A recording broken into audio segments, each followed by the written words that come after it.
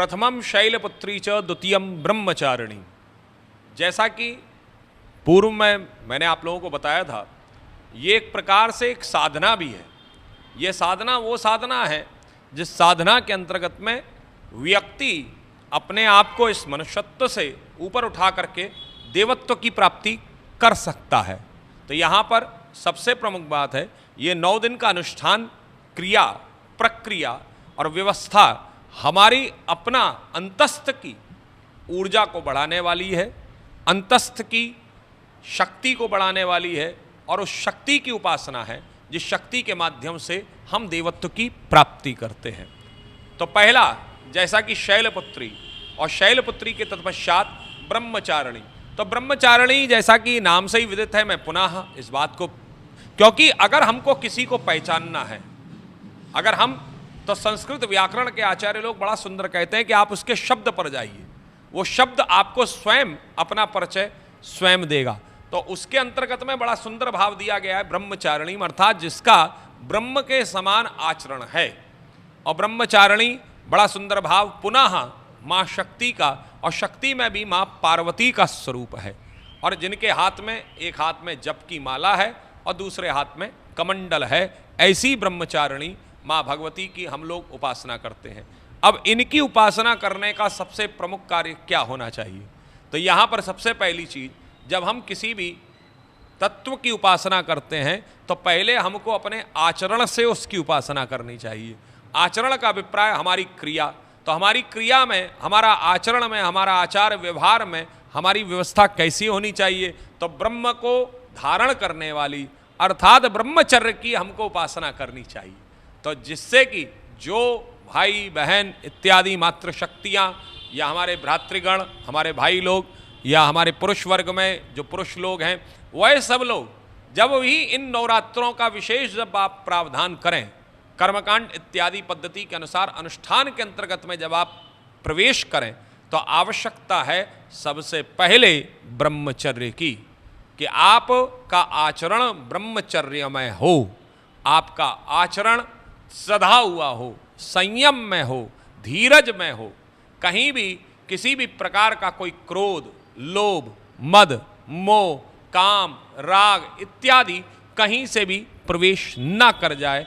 इस भावना से सबसे प्रमुख बात है कि आप माँ भगवती ब्रह्मचारिणी का आप लोग आश्रय लीजिए।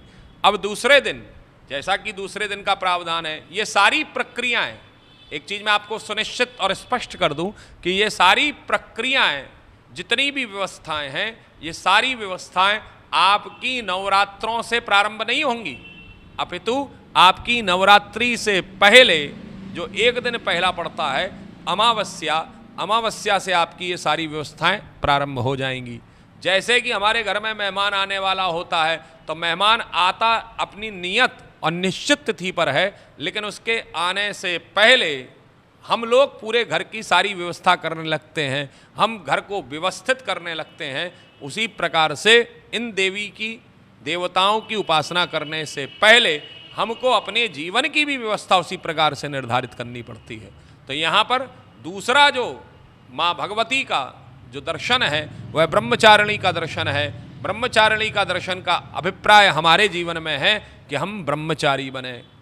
ब्रह्मचारी से अभिप्राय हमारा ये है कि हम धीरज रखें, संयम रखें, हमारा जीवन बड़ा ही सधा हुआ हो, हमारे जीवन में कहीं काम, क्रोध, लोभ, मोह, मद, माया, मात्सर्य की अधिकता ना हो। होना चाहिए, मैं इस बात से मना नहीं करता कि ना हो, क्योंकि सबसे प्रमुख बात है ये विकार नहीं है, ये प्रकार हैं, जिनको जब इन प्रकारों की व्यवस्था की अधिकता हो जाती है तब ये विकार बन करके हमारे सामने उत्पन्न होते हैं। जैसे कि हमारे यहाँ मीठा है, मीठा खाना गलत नहीं है, लेकिन मीठे की अधिकता हमारे जीवन में विकार उत्पन्न कर देती है। उसी प्रकार से काम का पक्ष गलत नहीं है, लेकिन यही काम, अगर ये काम नहीं होगा तो ये राम से हमारी मुलाकात कैसे होगी? अगर हमारे जीवन में काम नहीं होगा, इच्छा नहीं होगी, तो हम उससे मिलने की इच्छा कैसे करेंगे? तो यहाँ बड़ा सुंदर भाव दिया गया है कि काम, क्रोध, लोभ, मोह, मद, माया, मात्सर्य इत्यादि ये सारी व्यवस्था आपके जीवन में रहनी चाहिए और रहते हुए आप उसकी प्राप्ति करिए, लेकिन इनकी अधिकता ना हो, ये अपनी सीमा को लांघ ना जाए। तो इसी के अंतर्गत में ब्रह्मचारिणी का जो स्वरूप है, ब्रह्मचारिणी का भी स्वरूप वही सफ़ेद है, श्वेत वस्त्रों को धारण करे हुए है। माँ भगवती ने साड़ी को धारण किया हुआ है, साड़ी धारण करते हुए, लेकिन इनके भोग में एक चीज़ मैं स्पष्ट करूं कि इनके भोग में जब हम इनको भोग धराने जाते हैं तो भोग धराने के लिए इनको पिस्ते का भोग अत्यधिक प्रिय है। तो पिस्ते से बनी हुई वस्तु या पिस्ता इत्यादि आप इनको भोग में इनको स्वीकार करा सकते हैं। पुनः इनका एक बीज मंत्र होता है और बीज मंत्र हर देवी का, हर देवता का होता है, लेकिन चूंकि मैं पुनः कहूँगा कि हम लोग मर्यादित हैं और उस मर्यादा में रहते हुए हम उस बीज मंत्र का ऐसे आपके स्पष्ट तौर पर हम आपको उसका उच्चारण नहीं कर सकते, तो पुनः उसकी सुलभता के लिए, उसकी सरलता के लिए हमको एक बीज मंत्र दिया जाता है और वह बीज मंत्र है ओम एम ह्रीम क्लीम चामुंडाई विच्चे। और वहाँ पर आप लोग सभी लोग ओम एम ह्रीम क्लीम चामुंडाई विच्चे स्वाहा ब्रह्मचारिणी देव्यई स्वाहा कि ब्रह्मचारिणी देवी के लिए हम लोग इसको देते हैं और अग्नि को साक्ष्य रखते हुए, आप अज्ञारी करते हुए आप ब्रह्मचारिणी देवी को आप उनका भोग लगा सकते हैं। और यहाँ पर भी यह एक प्रावधान, एक साधना है। यह देवी का स्वरूप एक निर्गुण निराकार स्वरूप से प्रारंभ हुआ और निर्गुण निराकार स्वरूप से प्रारंभ होता हुआ ये सगुण साकार स्वरूप तक जा रहा है। और इस सगुण साकार स्वरूप की व्यवस्था बड़ी सुंदर कही गई है और वह व्यवस्था के अंतर्गत में हमारे यहाँ पर इस ब्रह्मचारिणी स्वरूप का अर्थात जप करिए। यहाँ पर एक जो इनके हाथ में माला है, हाथ में माला का अभिप्राय बड़ा सुंदर दिया गया है कि आप जप करते रहें। कितना करें हमको नहीं पता, अगर हो सके तो यहाँ पर मैं जिस मंत्र का उच्चारण कर रहा हूँ, ये मंत्र हमारे यहाँ पर बड़ा सुंदर भाव दिया गया है कि ये मंत्र हमारे यहाँ पर 1.25 लाख बार आप लोग जपिए, लेकिन कितना जपें और कितने जपने पर मंत्रों की हमें उस शक्ति का हमें प्राप्ति होगी। तो मैं आपको एक चीज़ स्पष्ट और करूं, और वह चीज़ ये है कि जिस मंत्र की जितनी संख्या होगी या होती है वह मंत्र उतनी बार ही जपना चाहिए और उतनी बार जपने के तत्पश्चात वह मंत्र शुद्ध होता है।